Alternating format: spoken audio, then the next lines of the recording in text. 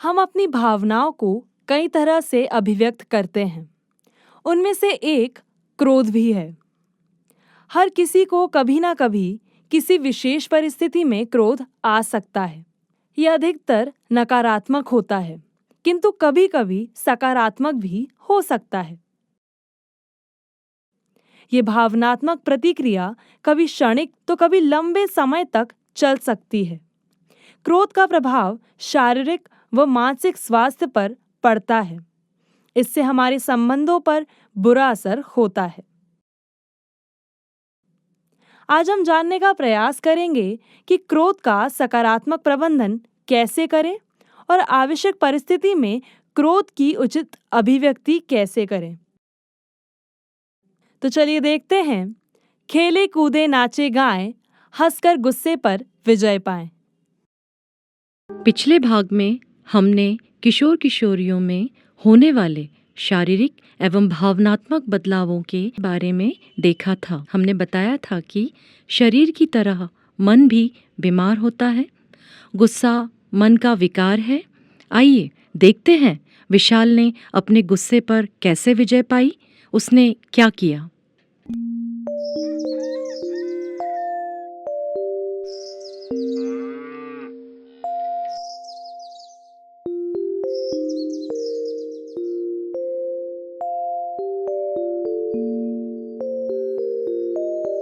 देखो मीनल को ये क्या हुआ। अरे, इसके सर पे तो गुम्मा उठा हुआ है।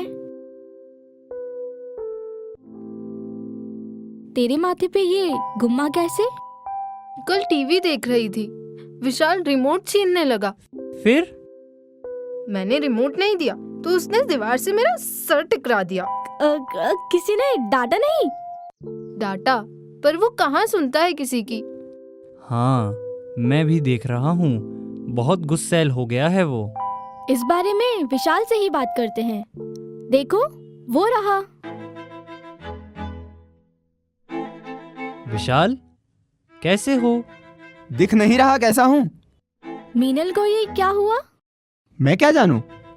वो बता रही थी तुमने उसका सर फोड़ दिया। वो झूठ बोल रही है।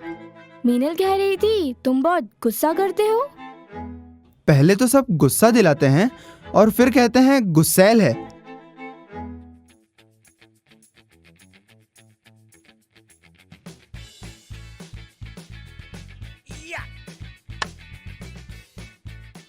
हुर्रे! पहली बॉल पे विशाल आउट। मैं आउट कैसे हो सकता हूँ? हुर्रे! हुर्रे! पहली बॉल पे विशाल आउट।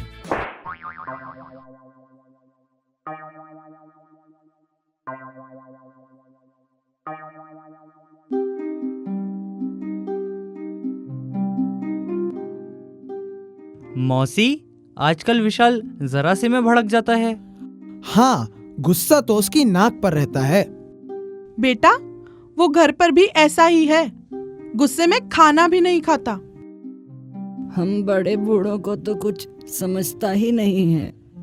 मतलब उसका स्वभाव सबके लिए कष्टदायी हो गया है। हाँ, उसके खुद के लिए भी। अब कुछ करना होगा।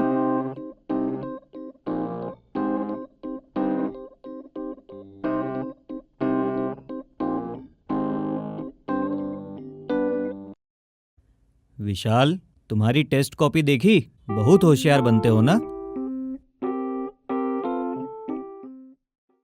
अंडा मिला होगा।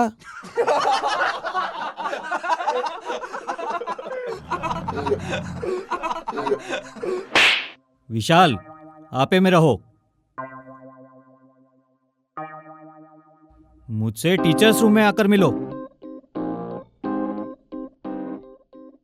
अब आएगा मजा, अच्छी डांट पड़ेगी बच्चों को।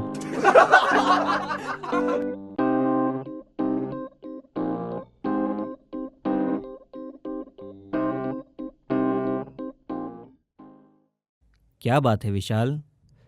क्या तुम्हारे साथ कोई समस्या है? कोई मुझे गुस्सा दिलाता है तो मेरा दिमाग गर्म हो जाता है। अच्छा, दिमाग गर्म होने का तुम पर क्या असर होता है? इससे मेरी भूख उड़ जाती है और मैं बेचैन हो जाता हूँ। फिर पढ़ाई कैसे कर पाते हो? नहीं कर पाता, तभी तो इस बार पहले की तुलना में टेस्ट में नंबर कम आए। इसका मतलब है कि तुम खुद जानते हो कि गुस्से का क्या प्रभाव पड़ रहा है। हाँ, मुझे लगता है कि लोग मुझसे कन्नी काट रहे हैं, सभी मेरे दुश्मन हो गए हैं। क्या तुम्हें नहीं लगता कि गुस्सा करने से तुम्हारी रचनात्मकता पर बुरा प्रभाव पड़ रहा है?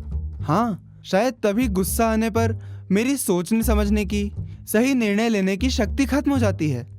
ऐसे समय यदि गिनती गिनने, पानी पीने या गहरी सांस लेने के लिए रुक जाओ तो कैसा रहेगा? यदि समस्या समझ में आ गई है तो उसका हल भी निकाला जा सकता है।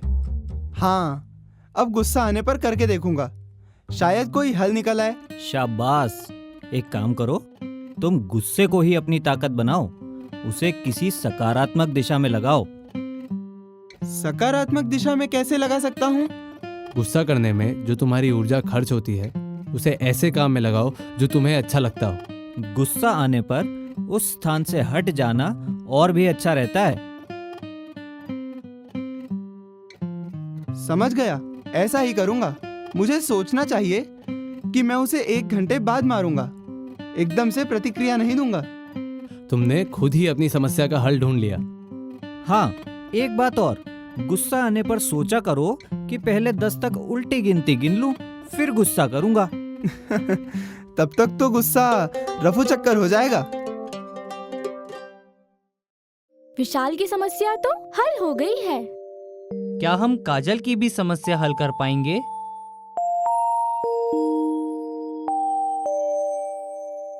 इस भाग में हमने देखा कि विशाल ने अपने गुस्से को अपनी ताकत बनाकर उसे जीत लिया। अगले भाग में हम देखेंगे कि काजल कौन है, उसे क्या तनाव है, जानेंगे अगले भाग में। देखी गई कहानी के अनुसार हम कुछ मुद्दों पर चर्चा करेंगे। विशाल को गुस्सा क्यों आता है? गुस्सा आने पर विशाल क्या करता है? गुस्से का तन मन पर क्या असर होता है? गुस्से के कारण आपसी संबंधों पर क्या प्रभाव पड़ता है? शिक्षकों ने विशाल को क्रोध आने पर तनाव दूर करने के लिए क्या उपाय बताए? नकारात्मक ऊर्जा को सकारात्मक ऊर्जा में कैसे बदला जा सकता है? चर्चा करें। याद रखने वाले मुख्य संदेश। क्रोध क्या है? क्रोध एक भावना है, नकारात्मक भावना को व्यक्त करने का तरीका है। नकारात्मक विचार क्रोध के रूप में व्यक्त होते हैं। किसी के प्रति विरोध दर्शाना या जानबूझकर गलत करना क्रोध का कारण बनता है। क्रोध का प्रभाव। कुछ लोग क्रोध आने पर स्वयं को दूसरों द्वारा प्रताड़ित होने वाला अपना गुस्सा दूसरों पर उतार देते हैं। क्रोध में स्वयं को भी नुकसान पहुंचाते हैं। क्रोध के माध्यम से नाराज लोग उन लोगों को नुकसान पहुंचाने के बारे में सोचते हैं जिन्होंने उन्हें दर्द दिया हो, लेकिन अत्यधिक क्रोध समस्या पैदा कर सकता है। क्रोध एक तीव्र भावनात्मक प्रतिक्रिया है। ये प्रतिक्रिया क्षणिक हो सकती है। इसमें धमकी, चोट, उत्तेजना और एक मजबूत शत्रुपूर्ण भावना प्रतिक्रिया के रूप में हो सकती है। क्रोध तब भी आ सकता है जब किसी व्यक्ति को लगे कि उनकी व्यक्तिगत सीमाओं का उल्लंघन हो रहा है। कुछ लोगों ने प्रतिक्रिया क्रोध के रूप में देना ही सीखा है। क्रोध करना उनकी आदत में शामिल है। इच्छा के विरुद्ध कार्य होने पर उसकी अभिव्यक्ति क्रोध के रूप में होती है।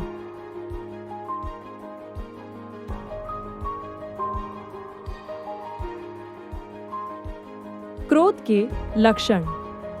क्रोध में चेहरा तमतमा जाता है, हाथ पैर कांपने लगते हैं, बदन थरथराने लगता है, आवाज में तैश आ जाता है, हाथापाई मारपीट करने लगते हैं, सोचने समझने की शक्ति क्षीण हो जाती है। क्रोध प्रबंधन। छोटी छोटी बातों पर क्रोध कर हम अपना बहुत कुछ खो देते हैं। समय और स्थिति को समझते हुए स्वयं पर नियंत्रण करना सीखना चाहिए। इसके लिए कुछ ध्यान रखने योग्य बातें निम्न हैं। क्रोध आने पर दर्पण के सामने चले जाएं। यदि क्रोध आए तो उस स्थान को छोड़कर कहीं चले जाएं। क्रोध आने पर उल्टी गिनती गिनें, जैसे 20 से 1 तक धीरे धीरे गिनना शुरू कर दें। क्रोध आने पर गहरी लंबी सांसें लें। अपने क्रोध को पहचानने और उससे भागने के बजाय कभी कभी सामने वाले से गुस्सा करने के बजाय शांत रहकर सीधे चर्चा करें।